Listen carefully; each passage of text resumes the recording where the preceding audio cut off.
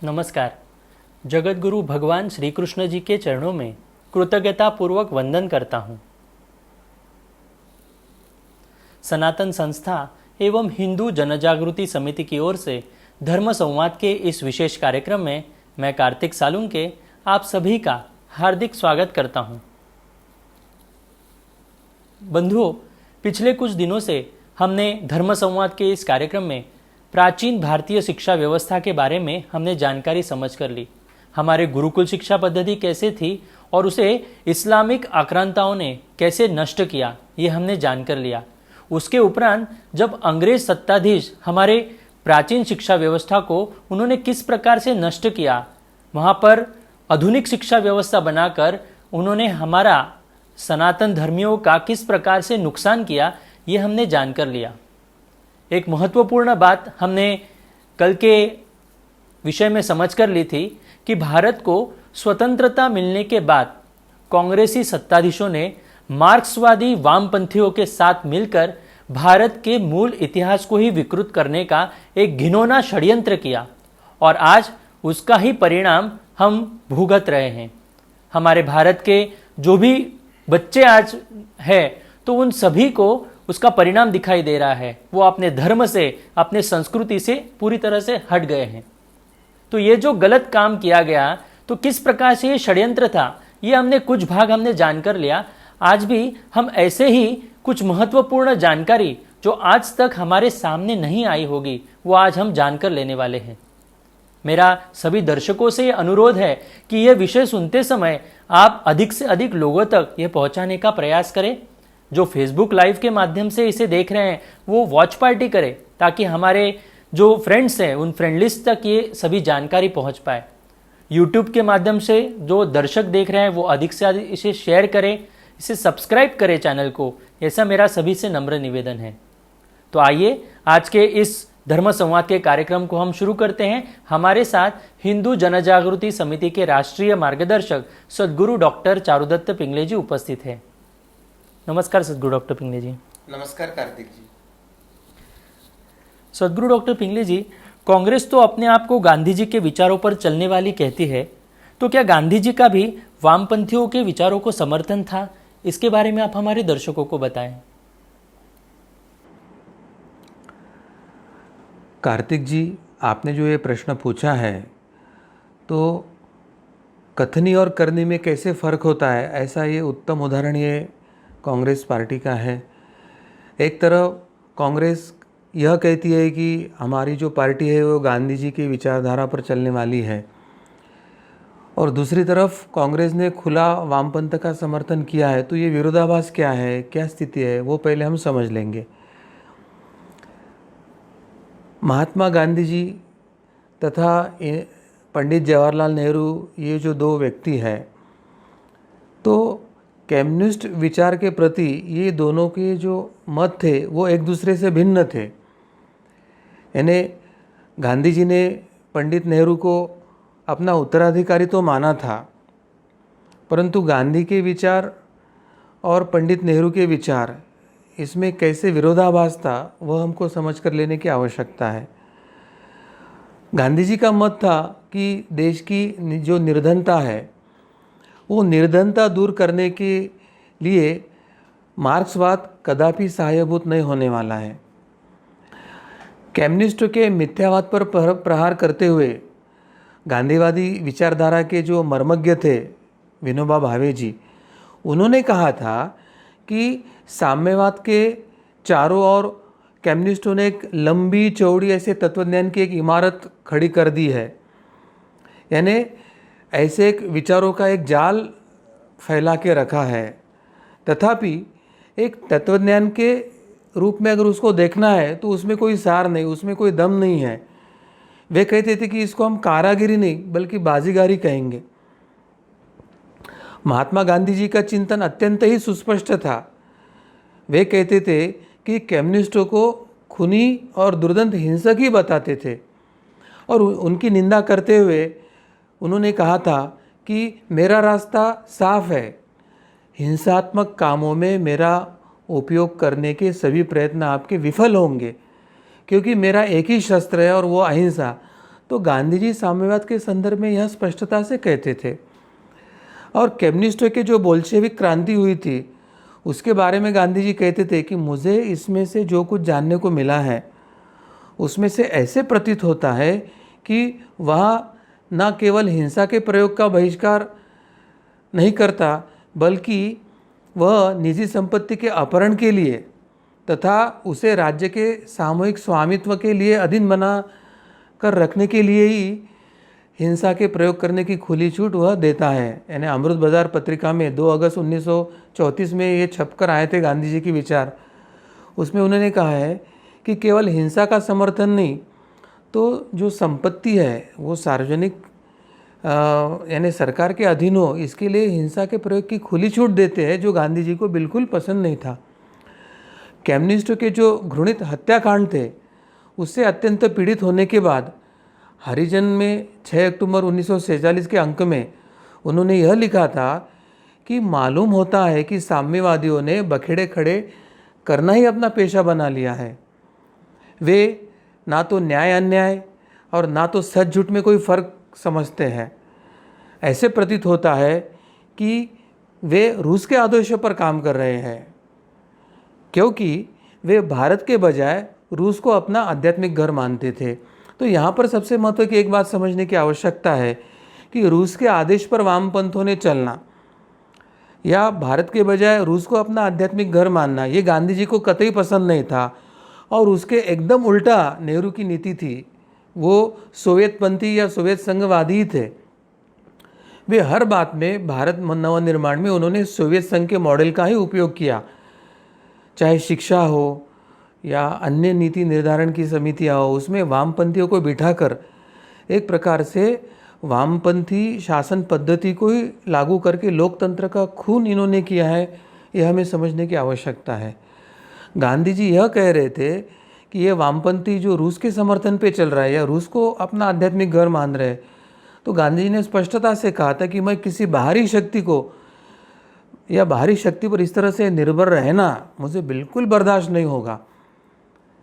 1946 में एक प्रसिद्ध अमेरिकन पत्रकार लुई फिशर के साथ परिचर्चा में भाग लेते हुए गांधी जी ने यह कहा था कि समाजवाद और साम्यवाद के संदर्भ में उन्होंने अपने विचार व्यक्त करते हुए कहा था कि मेरे समाजवाद का अर्थ है सर्वोदय। मेरे समाजवाद का अर्थ है कि सभी का उदय, सभी का उत्कर्ष। मैं गूंगे, बहरे और अंधों को मिटाकर उठना नहीं चाहता हूँ। उन्होंने यानी मार्क्सवादियों ने समाजवाद में शायद इसके लिए कोई स्थान नहीं रखा है, क्योंकि भौतिक उन्नति ही उनका एकमात्र उद्देश्य है। मार्क्सवादियों के समाजवाद में व्यक्तिगत स्वतंत्रता नहीं है। एक तरह से लिबरलिज्म या स्वतंत्रता का जो अधिकार है वो हमारे संविधान या साम्यवाद से जुड़ा है, ऐसे बताया जाता है। परंतु वे कहते हैं, गांधी जी कहते हैं कि मार्क्सवादियों के समाजवाद में व्यक्तिगत स्वतंत्रता का कोई स्थान नहीं है। समाजवाद और कुछ नहीं है तो निकम्मे लोगों का शास्त्र है।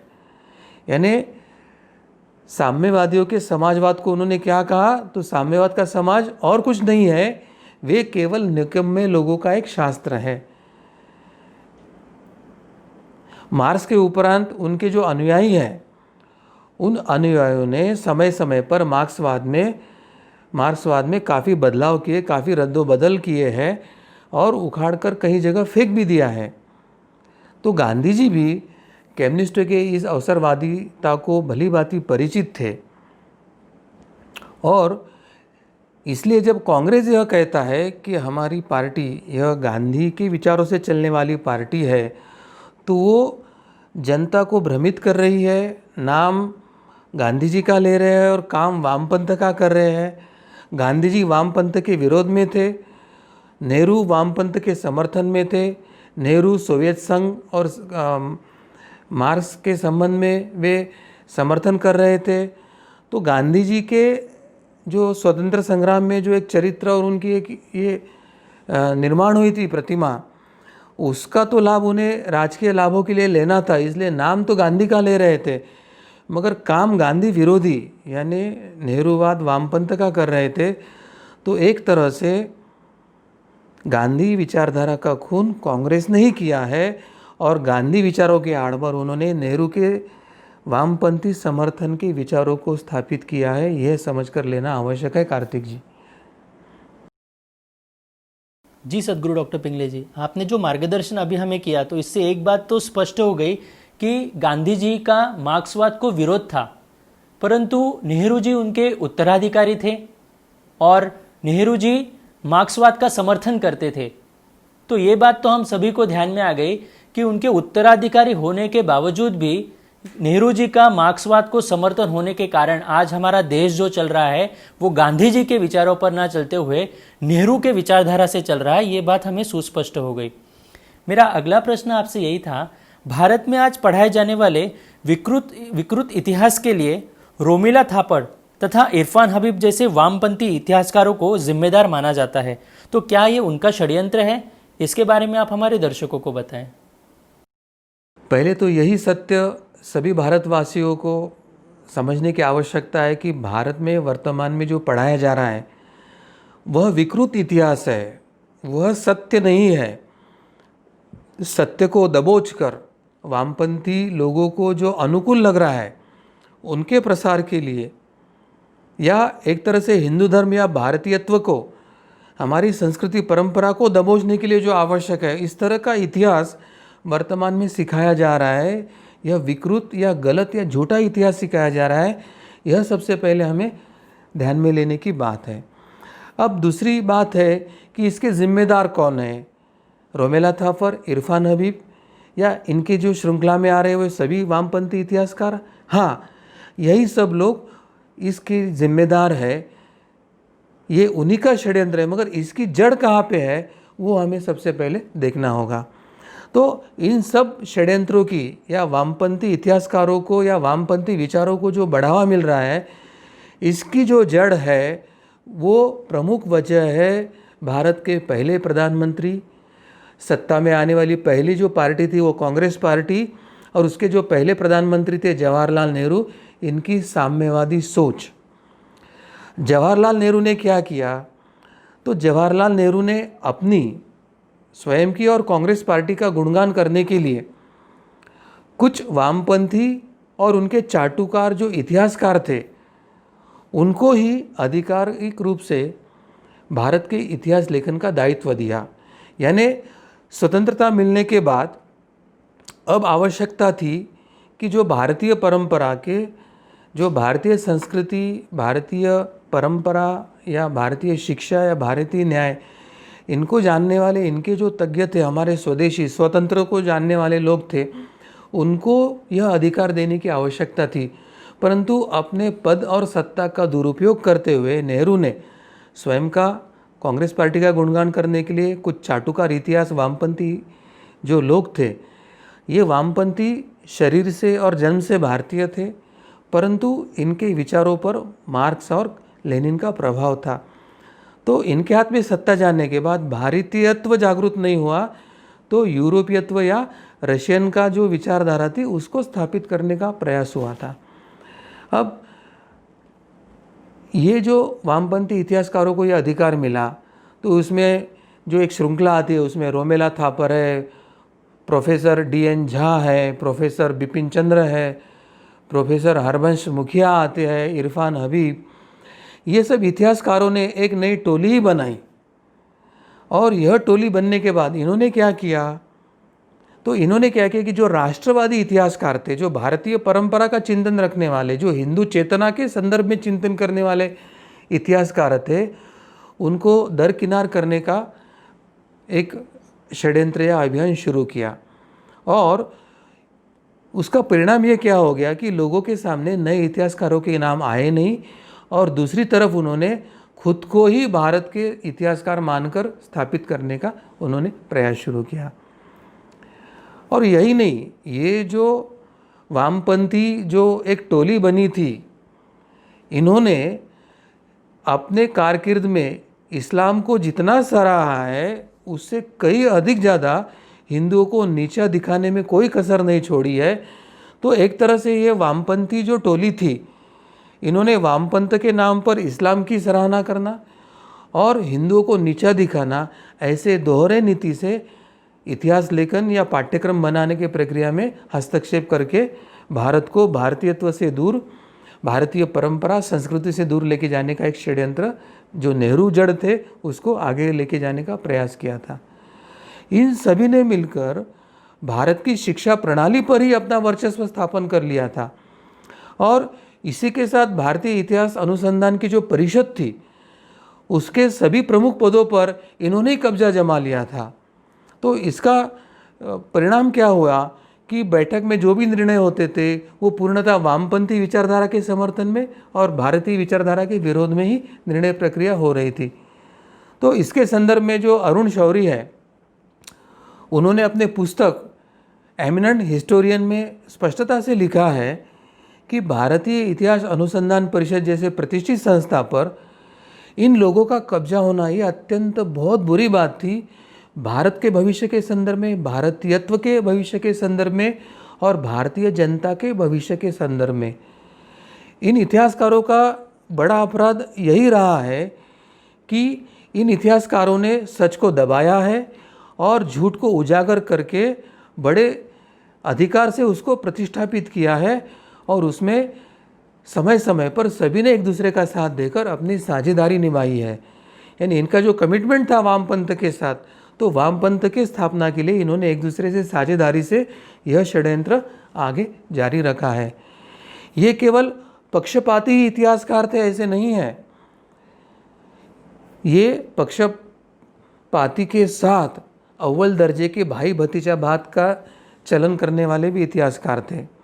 वे सभी आपस में एक दूसरे की किताबों की प्रशंसा करना, एक दूसरे को महान बताना, ऐसे ढोंग रचाते गए, जनता और मीडिया के सामने एक दूसरे के गुणगान करते रहे और एक दूसरे को बड़प्पन स्थापित करते रहे।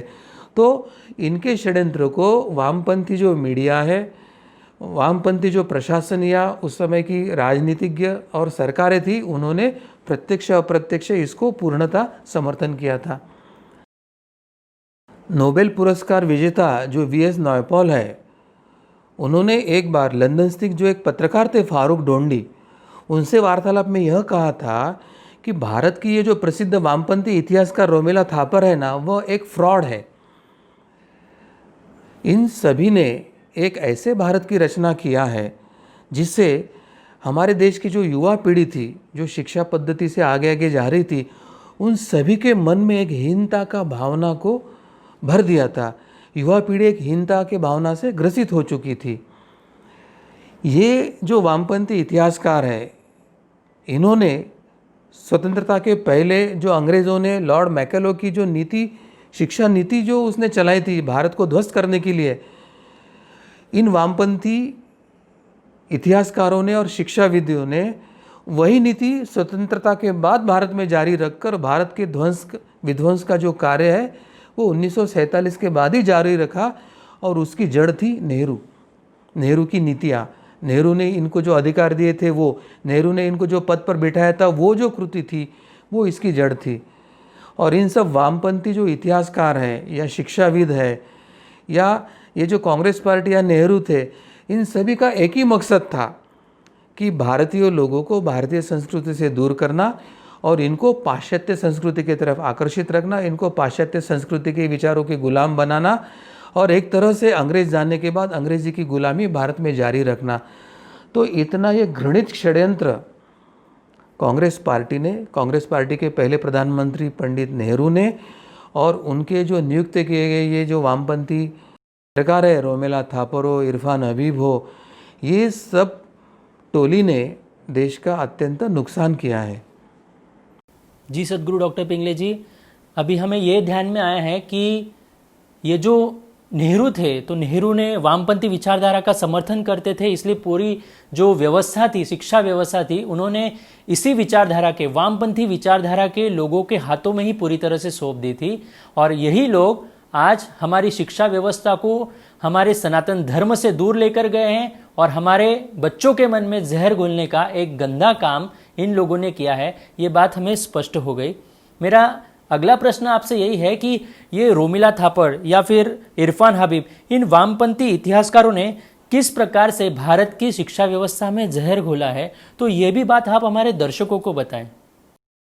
कार्तिक जी, हम सबको तो ये मालूम है कि रोमिला थापर, इरफान हबीब या उनकी जो वामपंथी टोली थी, इन इतिहासकारों ने भारत के शिक्षा व्यवस्था में जहर तो घोला है, मगर उन्होंने किस प्रकार से यह जहर घोला है, यह जानना भी हम सबके लिए आवश्यक है, ताकि हम उस जहर का प्रभाव करके हमको वापस अपने पुरातन पारंपरिक शिक्षा व्यवस्था को जागरूक करने हेतु, पुनर्स्थापित करने हेतु एक बल मिल सकता है। इन वामपंथी इतिहासकार, उसमें जो रोमिला थापर थी, उसने देश की पीढ़ी को असली इतिहास बताने के बजाय देश को ऐसा झूठा इतिहास बताया, कई दशकों तक ऐसे झूठा इतिहास बताया कि पूरा देश भ्रमित रहा है। रोमिला थापर ने लंदन विश्वविद्यालय के school of oriental and African studies से 1998 में डॉक्टरेट की उपाधि प्राप्त किया था। वह 1983 में भारतीय इतिहास कांग्रेस, इस संस्था की जनरल प्रेसिडेंट बनी और 1999 में ब्रिटिश अकादमी की करस्पॉन्डिंग फेलो करके वो चुनी गई थी। उन्होंने इतिहास को अपने राजनीतिक पूर्वाग्रहों एवं अंग्रेज़ों की जो विचारधाराएं थी, उसके प्रचार के लिए एक हथियार की तरह इस्तेमाल किया। रोमेला थापर ने इतिहास को एक उनका जो अपना वैयक्तिक राजनीतिक पूर्वग्रह था एवं अंग्रेज़ों की जो विचारधारा थी, उनके प्रचार के लिए एक हथियार की तरह इस्तेमाल किया था। यह हमें समझ कर लेने की आवश्यकता है। पुराने घटनाक्रमों का वही विश्लेषण स्वीकार किया गया जो विश्लेषण उनके साम्यवादी या वामपंथी इतिहासकारों को पसंद थे या उनके विचारधारा के अनुकूल थे। उसके जो प्रतिकूल थे, ऐसे सब विश्लेषणों को और ऐसे विश्लेषण करने वाले सब इतिहासकारों को उन्होंने दरकिनार कर दिया था। उनकी मूल स्थापना ही इतनी विकृत तथ्यों से भरी थी और इन्होंने प्राचीन के जो ऐतिहासिक घटनाक्रमों को इतिहास में कभी व्यवस्थित रूप से पेश ही नहीं किया है, तो उनको विकृत रूप से ही पेश किया है। यह हमको समझने की आवश्यकता है। रोमेला थापर हो या इरफान हबीब हो या राम शरण शर्मा हो, इन्होंने क्या पाप किया? इन्होंने इस देश के अगली पीढ़ी के लिए एक ऐसा इतिहास लिखा जो अपने साथी इतिहासकारों से भी उन्होंने वैसा इतिहास लिखवाया। तो उस इतिहास का परिणाम ये हुआ कि हमारे देश के जो युवा है, हमारे देश के जो नागरिक है, वो अपने देश को कम जानते हैं और हमारे ऊपर जो आक्रांता थे, जिन्होंने हम पर आक्रमण किया, उनके इतिहास को वो ज़्यादा जानते हैं और उनको ही वो गौरवान्वित करते हैं। इन सभी ने एक ऐसे इतिहास को लिखा जिसे पढ़ने के बाद हमारी जो युवा पीढ़ी थी, हमारे जो नागरिक थे, उनके मन में एक हीन भावना का प्रवेश हुआ और ये पूरी की पीढ़ी हीन भावना से ग्रसित हो गई। इस तरह से मानसिकता युवा पीढ़ी की बनाई कि उसके बाद अगर कोई हमारा युवा रामायण पढ़ता है या महाभारत पढ़ता है, तो रामायण और महाभारत ये हमारे प्रत्यक्ष आध्यात्मिक इतिहास है, ऐसे विचार न होकर वो हमारे युवकों को एक काल्पनिक लगे, कहानी लगे। और अंग्रेज़ों का जो षड्यंत्र था, मिथ या मैथोलॉजी, तो उस शब्द के अर्थ के मुताबिक ये एक किंवदंती है, एक कहानी है। इस तरह का उन्होंने एक संस्कार युवा पीढ़ी पर करके रखा था। तो यह एक सोची समझी साजिश के तहत जानबूझकर इस तरह का इतिहास का लेखन किया गया था और इसमें सबसे प्रमुख भूमिका थी वो रोमेला थापर की थी। रोमेला थापर, जिन्होंने भारतीय इतिहास की धज्जियां उड़ाते हुए परिकाल्पनिक सिद्धांतों को सिद्ध करने की कोशिश किया जिसका वास्तविकता से कोई संबंध ही नहीं था। आइए उनके ऐसे कुछ परिकल्पनाओं को भी हम समझ कर लेते हैं। रोमेला थापर ने जो भारत में एक प्रचलित किया था, वो सबसे पहली एक परिकल्पनाओं जैसी जो थी वो आर्यन इन्वेजन थ्योरी, यानी आर्य कहीं बाहर के थे और वो घुसपैठ करके भारतीय प्रदेश में आए थे। इस प्रकार का एक उन्होंने सिद्धांत भारत में रखा था। इतिहास में जो कई झूठे सिद्धांत अब तक भी पढ़ाए जा रहे हैं, उसमें से यह एक सिद्धांत है आर्यन इन्वेजन थ्योरी। इस थ्योरी के अनुसार आर्य भारत में बाहरी देशों से आक्रांता के रूप से आए हैं, ऐसे उनको बताया गया है। और इस थ्योरी को मूलतः अंग्रेज़ों ने फैलाया था और रोमिला थापर ने उसको भारत में हवा देकर अंग्रेज़ों के इस भ्रम को, अंग्रेजी के इस षड्यंत्र को भारत में स्थापित करने का बड़ा भूमिका रोमिला थापर ने निभाई थी। आर्य आक्रमण सिद्धांत एक बहुत ही चालाकी से भारतीय पाठ्य पुस्तकों में, अभ्यासक्रम में डाला हुआ एक सफ़ेद झूठ था, जिसके कारण संपूर्ण जो भारत की हिंदू युवा पीढ़ी थी वो एक हीन भावना से ग्रस्त हो गई थी।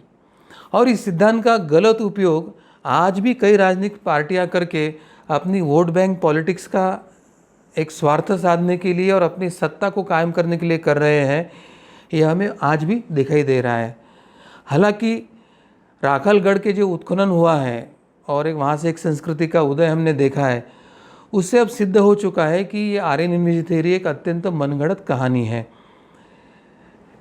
उसी के साथ जेनेटिक स्टडी जो हुई है, और जेनेटिक स्टडी में पूर्व से पश्चिम तक के और उत्तर से भारत दक्षिण तक के सभी कोने के सभी भारतीयों के, चाहे दक्षिण से हो, उत्तर से हो, पूरब से हो, हम सभी का जेनेटिक जो ये है वो एक ही निकला है। और इसलिए इस आधार पर भी ये आर्यन इन्वेजन थ्योरी पूर्णतः गलत साबित हुई है। और इस आर्यन इन्वेजन थ्योरी को विश्व के कई बड़े इतिहासकार और वैज्ञानिक अभी नाकार चुके हैं, यह हमें समझने की आवश्यकता है। और फिर भी अभी भी इसका लाभ भारत में ये वामपंथी लेकर देश को भ्रमित करने का प्रयास कर रहे हैं। दूसरा एक परिकल्पना करके उन्होंने जो भारत में एक थ्योरी रख के भ्रमजाल बढ़ाने का जो प्रयास किया, एक झूठा इतिहास बताने का प्रयास किया, तो एक तरह से ये लोग वेदों को काल्पनिक मानते हैं, रामायण महाभारत को काल्पनिक मानते हैं, इसका अस्तित्व नहीं मानते हैं वो।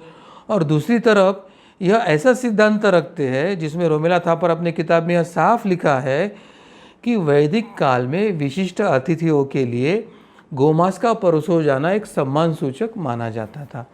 अब विरोधाभास देखिए, एक तरह से वेदों को नहीं मानते ये, वेदों को काल्पनिक मानते हैं, वेद परंपरा को वो झूठा कहते हैं या धर्म को अफीम कहते हैं, और दूसरी तरफ ये बात रखते हैं कि वैदिक काल में विशिष्ट अतिथियों के लिए गोमांस का परोसा जाना सम्मान सूचक भी माना जाता है। यानी कैसे स्वयं भ्रम में है वो हमको दिखता है।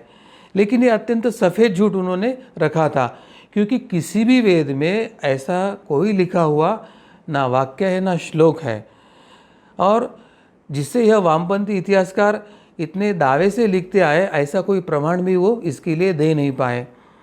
जबकि ऋग्वेद में यह स्पष्ट आदेश दिया है कि गौ यानी गौ माता जो है वो अघन्य यानी न मारने योग्य, जिसका वध नहीं हो सकता है, जिसको मार नहीं सकते, ऐसे स्पष्ट आदेश दिया है। तो ऐसा होते हुए भी उसका उल्टा सीख देकर जनता को भ्रमित करने का जो एक षड्यंत्र है वो रोमिला थापर ने जारी रखा था। अब तीसरा इनका जो एक षड्यंत्र था कि रामायण और महाभारत को काल्पनिक बताकर विकृत तथा झूठी कथा लिखना। अब सबसे पहले मैं यहाँ पे बताना चाहता हूँ कि नेहरू और कांग्रेस मंडली वे स्वयं को गांधी विचार के मानते हैं और कांग्रेस पार्टी को गांधी के विचारों पर चलने वाली पार्टी मानती है। गांधी स्वयं राम भक्त थे, गांधी स्वयं भारत को राम राज्य की कल्पना से देखते थे, और गांधी जी के मृत्यु समय में उन्होंने राम राम कहा है, ऐसे वो इतिहास भी बताने का प्रयास करते थे। यानी कांग्रेस, नेहरू या इन वामपंथियों के जो आदर्श है गांधी जी, वे राम भक्त भी थे और भारत को राम राज्य यानी हिंदू राष्ट्र के रूप में ही देखना चाहते थे। परंतु नेहरू के कार्यकाल में अधिकार मिलने के बाद ये वामपंथियों का देखो कहाँ तक साहस बढ़ा था और कहाँ तक वो कदम लेके गए।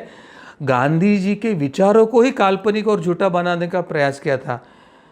रामायण और महाभारत को झूठा बताना एक तरह से गांधी जी के विचारों को खून करना, गांधी जी के विचारों को काटने का यह प्रयास था।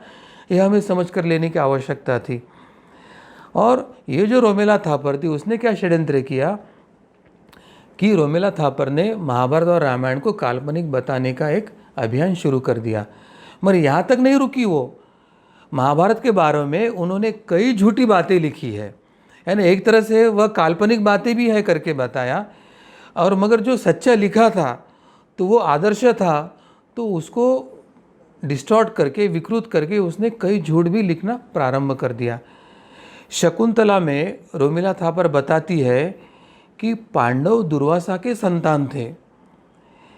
ये प्रत्यक्ष में हिंदुओं की, समष्टि हिंदुओं की धार्मिक भावना का ही ठेस पहुंचाने का प्रयास कर रही है। वो पांडवों को दुर्वासा की संतान बताकर हमारे जो आदर्श है, आध्यात्मिक आदर्श है, हमारी आध्यात्मिक आस्था है, उस आस्था पर आघात करके, उनके चरित्र पे संशय निर्माण करके ये जो भ्रम फैलाने का एक पाप रोमिला थापर कर रही है, इसका निषेध करना चाहिए। क्योंकि सत्य तो यही था कि महाभारत के अनुसार पांडव ये कुरु वंश के जो राजा थे, पांडु के वे पुत्र थे। यह रोमिला थापर यह दावा करती है कि प्राचीन हिंदू महिलाओं ने परंपरा के अनुसार मेहमानों के साथ विवाहोत्तर यौन संबंध बनाए थे। मुझे लगता है आज इतना विश्व आधुनिक बना है लिबरलिज्म, फेमिनिज्म के नाम पर, और वो जो कुछ चल रहा है, तो आज भी भारत में पतिव्रता स्त्री और पारिवारिक इसमें ऐसा विचार करना भी पाप माना जाता है। और आज भी पति पत्नी यह निष्ठता से वो जीवन बिताते हैं। मगर ये उच्च चारित्र, उच्च पतिव्रता और एक उच्च आदर्श को ये वामपंथी स्वीकार नहीं सकते, क्योंकि उनकी स्वयं की विकृत मनोवृत्ति है। और इसलिए अपने विकृत मनोवृत्ति को थोपने के लिए उन्होंने यह बताया कि पुराने काल में घर में आए हुए मेहमानों के साथ घर की स्त्री विवाहोत्तर यौन संबंध बनाते हैं। इस वाक्य का जितना निषेध करना चाहिए उतना सभी हिंदुओं ने उठकर करना चाहिए, और उस रोमिला थापर को जवाब मांगना चाहिए कि ऐसा घिनौना वाक्य आप लिख कैसे सकते हैं। उसके विरोध में जहाँ वहाँ 295 के अंतर्गत धार्मिक भावना आहत करने के लिए एफआईआर दर्ज होना चाहिए, और कानूनी प्रक्रिया से उसको सज़ा मिलने के लिए सबने प्रयास करना चाहिए। इन वामपंथी जो इतिहासकार टोली थी, उनका जो अगला पाप था वो था कि मुस्लिम आक्रांताओं ने जो बार्बरिक जो हमले किए थे, बर्बरता से उन्होंने जो वंश विच्छेद हिंदुओं का किया था, उनके आस्था वाले मंदिरों का विध्वंस किया था, स्त्रियों को लूट कर उनके बलात्कार करके उनको पकड़ के लेके जाके गुलाम बना के लेके गए थे। तो ये जो उनके घृणित कृत्य थे, उन पर शब्दों का खेल करके, पर्दा डाल के उनको महिमा मंडित करके गौरवान्वित करने का एक महापाप इन वामपंथी इतिहासकारों ने किया था। रोमिला थापर ने अपनी कई किताबों में मुस्लिम आक्रांताओं के जो बार्बरिक हमले थे, उस हमलों पर अपने शब्दों का छल, अपने शब्दों का खेल करके उस पर पर्दा डाला हुआ है। उनके घृणित कृत्य समाज के सामने ना आए, और उनके झूठे मगर अच्छे जो उन्होंने किए नहीं, ऐसे कृत्यों को इतिहास में लिखकर उनको महिमा मंडित या गौरवान्वित करने का प्रयास किया है। उन्होंने क्या लिखा है कि मोहम्मद जो गजनवी आया था, महमूद गजनवी, वह केवल धन लूटने के लिए आया था, क्योंकि उसको साम्राज्य विस्तार करना था। यानी महमूद गजनवी ने क्या विचार किया, जैसे रोमिला थापर को पूरा पता है और बाकी अन्य किसी को पता ही नहीं है, और बीच में जो सब इतिहास लिखा था वो सब झूठ और काल्पनिक ठहराने का प्रयास कर रहा है। तो इतना बड़ा षड्यंत्र किया कि वह लिखती थी कि महमूद गजनवी जो है वो केवल धन लूटने आया था, क्योंकि उसकी इच्छा थी कि मेरा साम्राज्य का विस्तार करना चाहिए। रोमिला आगे लिखती है कि उसका उद्देश्य केवल अपने राज्य का विस्तार करना था, ना किसी के मंदिर का विध्वंस करना उसका उद्देश्य था।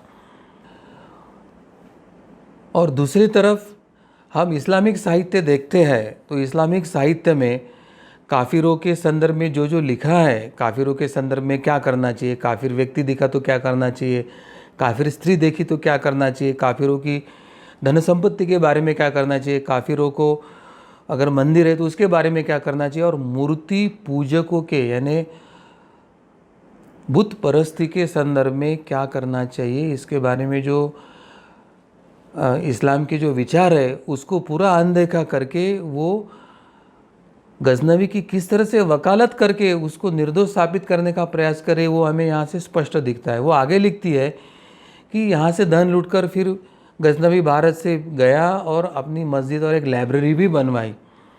यानी इस तरह का जब इतिहास कोई युवक और बच्चा पढ़े तो वो गजनवी को तो दोषी नहीं मानेगा, बल्कि उसके मन में गजनवी के लिए सहानुभूति हो जाएगी कि देखो इसने धन तो यहाँ से लूटा मगर यहाँ जाके उसने मस्जिद बनाई, लाइब्रेरी बनाई, मगर कितने हिंदुओं को मारा, कितने स्त्रियों की आबरू लूटी, कितने बच्चों को उसने मार डाला, कितनी धन संपत्ति लूटी है, कितने मूर्तियों को फोड़ा। ये इतिहास अगर हम नहीं बताएंगे तो उसके जो घृणित कृत्य है, सत्य इतिहास है, वो समाज को अगर नहीं समझेगा तो समाज भ्रमित रहेगा। और जो समाज इतिहास नहीं जानता है या सच्चा इतिहास भूल जाता है उस पर बार बार संकट आते हैं, ऐसे कहा जाता है। अब इसके बाद ये जो वामपंथी टोली थी रोमिला थापर के नेतृत्व में काम करने वाली, इन्होंने जो अगला पाप किया, जो एक परिकल्पना रखकर देश को भ्रमित करने का प्रयास किया, उसमें अयोध्या में राम मंदिर मानने से उन्हें मना करना, यह एक बड़ा षड्यंत्र था। इन्होंने क्या किया कि अयोध्या में राम मंदिर है यह विचार कोई उन्होंने नहीं माना और उन्होंने कहा कि वहाँ राम मंदिर है ही नहीं, और वो अपना विचार को सत्य और सिद्ध करने के लिए इतिहास के तथ्यों को तोड़ मरोड़ कर, गलत जानकारी देकर अयोध्या के मामले को उलझाने का एक बड़ा काम और पाप ये वामपंथी टोलियों ने रोमिला थापर के नेतृत्व में किया है। और ये जो वामपंथी विचारधारा के इतिहासकार थे, ये इन्होंने इस टोली का नेतृत्व किया, ये हमारा दुर्दैव था। रोमिला थापर, बिपिन चंद्रा, प्रोफेसर धनेश्वर मंडल हो, शिरीन मौसवी हो, DN झा हो, RS शर्मा हो, सुप्रिया वर्मा हो, ये सब जो इतिहासकार है, ये सब वामपंथी इतिहासकारों ने भारत का पूर्ण माहौल ख़राब करने की कोशिश करने के लिए ऐसे किया है। और ये करने में उनका निजी स्वार्थ भी शामिल था, वह उनका स्वार्थ भी पूर्ति के लिए उन्होंने ये किया था।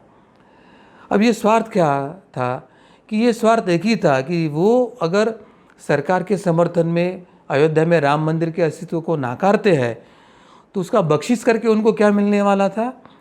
तो बख्शिश करके वे कई सालों तक इतिहास अनुसंधान जो परिषद थी उसके कई पदों पर ये वामपंथी टोली के जो सदस्य थे वो पदाधीन रहे, उस पर आसीन रहे और वो अधिकार, सत्ता और सरकारी धन पर अपना कार्य करते रहे।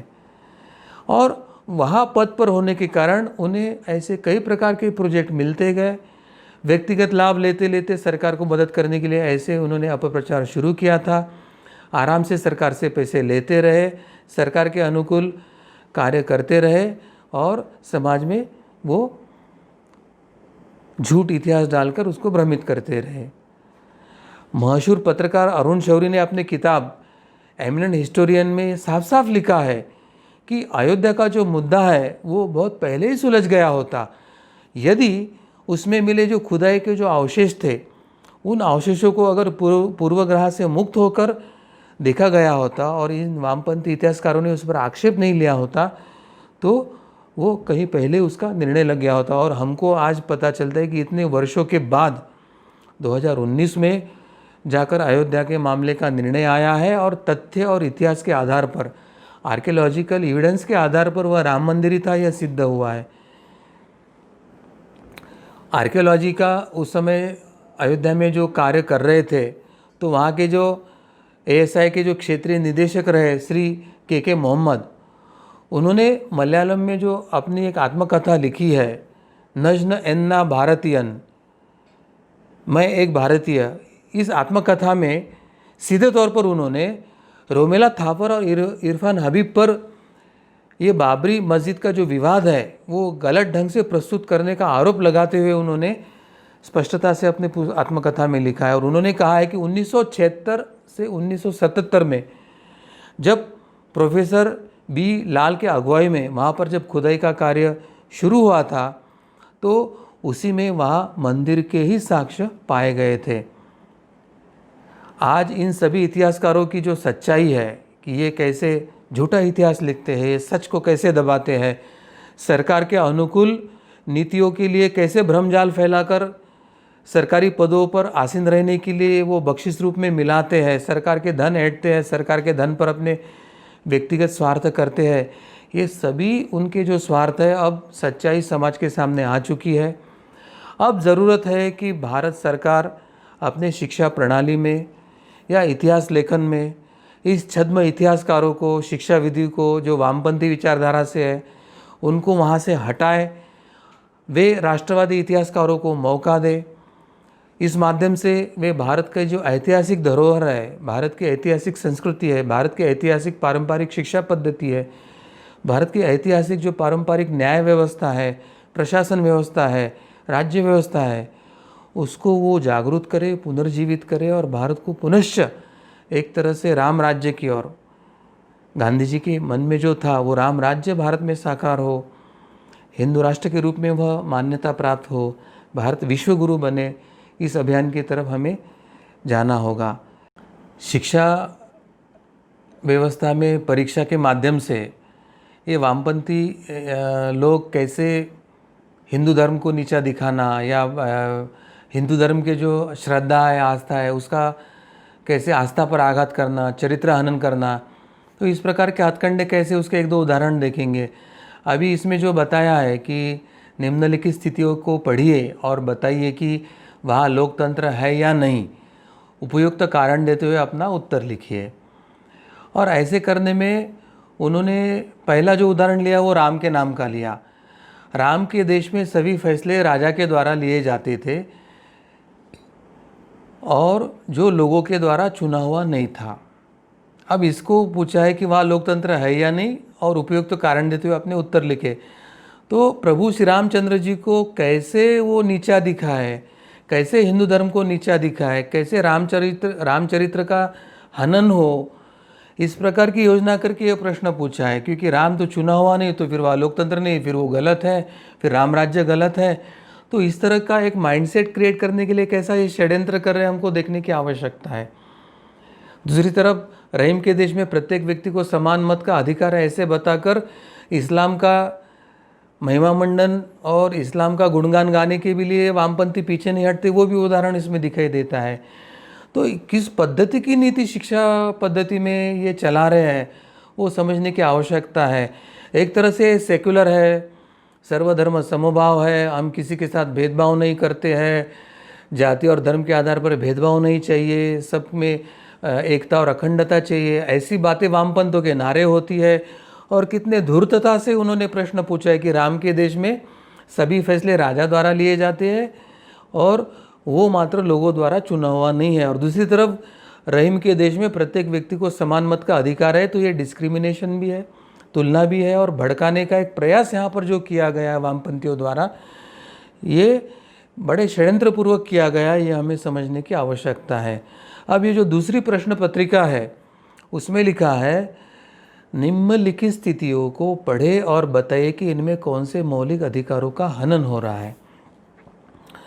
अब इसमें रमेश जी की आयु है, समीर जी के अमीर होने का कारण है, रहीम जी का संगठन है, और फिर आता है सीता जी को गिरफ्तार हुए 2 वर्ष हुए हैं परंतु आज तक उन्हें मैजिस्ट्रेट के सामने प्रस्तुत नहीं किया गया है। तो ऊपर के भाग में हमने देखा कि राम जी का राज्य गलत था, ऐसे वो ध्वनित करके राम जी का चरित्र हनन, हिंदू धर्म का हनन करने का प्रयास किया। और नीचे सीता जी यानी भारत के समाज मन में प्रभु श्री रामचंद्र जी और माता सीता के बारे में अत्युच्च श्रद्धा और अत्युच्च प्रेम और अत्युच्च आदर है, मगर ये 2 ही नाम उन्होंने कैसे चुने चरित्र हनन के लिए, श्रद्धा पर आस्था पर आघात करने के लिए, उसका उदाहरण है। अन्य नाम वो ले सकते थे, मगर उन्होंने कौन सा नाम चुना कि सीता माता के संदर्भ में मन भ्रमित हो जाए, सीता माता को कभी किसी ने गिरफ्तार किया था ऐसे उनके मन में संस्कार हो जाए, बच्चों के मन में, युवा पीढ़ियों के मन में।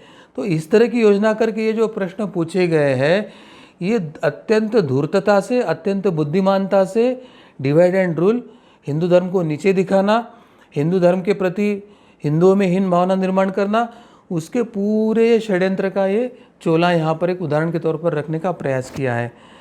तो ये वामपंथी इतिहासकार झूठे इतिहासकार है, धूर्त इतिहासकार है। उनका इस्लाम का महिमा मंडन करना, इस्लाम का उदो करना, हिंदू धर्म को नीचा दिखाना, हिंदुओं में हीन भावता लाना, हिंदू अपने संस्कृति, अपने शिक्षा, अपने परंपरा से दूर जाए, हिंदू बहुसंख्यक भारतीय नागरिक पाश्चात्य विचारों के गुलाम बने, पाश्चात्यों का वो महिमा मंडन करे, इस प्रकार की एक व्यवस्था निर्माण करने का प्रयास ये जो किया, तो प्रत्यक्ष में जो कांग्रेस गांधी विचारों की एक अनुयायी कहती है। नेहरू और पूरे गांधी या कांग्रेसी लोग स्वयं को गांधी के विचारों के अनुयायी मानते हैं, और उन्हीं ने जो ये अधिकार दिए हुए या उन्होंने जो बिठाए हुए जो वामपंथी इतिहासकार है, वो हर पल हर क्षण राम जी, सीता जी, रामायण महाभारत इस पर सनातन धर्म पर आघात करते हैं। तो गांधी जी के विचारों का सबसे बड़ा खूनी कोई है तो कांग्रेस पार्टी। कांग्रेस गांधी जी के विचारों के खून की परंपरा किसने शुरू किया है तो पंडित नेहरू ने, और गांधी जी के विचारों की खून की परंपरा की श्रृंखला आगे किसने शुरू रखा है तो ये वामपंथी इतिहासकार, वामपंथी शिक्षाविद, और उन्होंने जो निर्माण किए जो वामपंथी उनके अनुयायी है, ये गांधी जी के विचारों के सबसे बड़े हत्यारे इस देश के हैं। नाम गांधी जी का और काम कार्ल मार्क्स और लेनिन का कर रहे हैं। यानी ये जो दोहरी नीति है वो हमको समझकर अब इस वामपंथी इतिहासकार, वामपंथी शिक्षाविद और वामपंथी प्रशासन और राजनेताओं के चंगुल से हमारे भारत को मुक्त करने का समय आ रहा है। हमारी पारंपरिक शिक्षा पद्धति को स्थापित करने का समय आ रहा है। हम हमारी संस्कृति, धर्म, परंपरा को संवैधानिक तौर पर संरक्षित करने का समय आ रहा है। हमें गांधी जी की कल्पना में जो राम राज्य था, उस राम राज्य की स्थापना यानी हिंदू राष्ट्र की स्थापना की तरफ संगठित प्रयास करने की आवश्यकता है। विश्व में भारत विश्व गुरु बने और विश्व को दिशा दे, और वसुधैव कुटुंबकम, हम पूरे विश्व को सुसंस्कृत करेंगे, अच्छा बनाएंगे, कृण्वन्तो विश्वम आर्यम बनाएंगे। तो इन नारों को लेकर हमें एक नई सुराज्य अभियान, नए स्वतंत्रता की एक आंदोलन की चेतना जागृत करने के लिए हमें आगे आना होगा। कानूनी और संवैधानिक मार्ग से जाते समय हमको कंधे से कंधा मिलाकर अपनी जो संगठित शक्ति है, हमारा संख्यात्मक बल जो है, जो लोकतंत्र को झुकाता है, उसको दिखाने की अभी आवश्यकता है। आओ मेरे धर्म बंधुओं, हम सब एकत्रित होंगे। ये जो झूठा और विकृत इतिहास पढ़ाया जा रहा है या जो विकृतियाँ इस देश में चल रही है, उसको दुरुस्त करने के लिए एक स्वच्छता का एक नया अभियान हम भारत में शुरू करेंगे। सुराज्य स्थापना का एक नया अभियान हम सामूहिक रूप पे आरंभ करेंगे।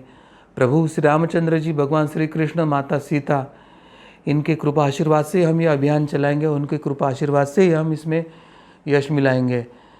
इसलिए मैं इन देवताओं के चरणों में प्रार्थना करता हूँ कि हमें सद्बुद्धि दे, शक्ति दे, बल दे, और हमारे माध्यम से अभियान आप संपन्न करवा लीजिए। इसी के साथ मैं अपने वाणी को यहीं विराम देता हूँ। आप सभी को नमस्कार।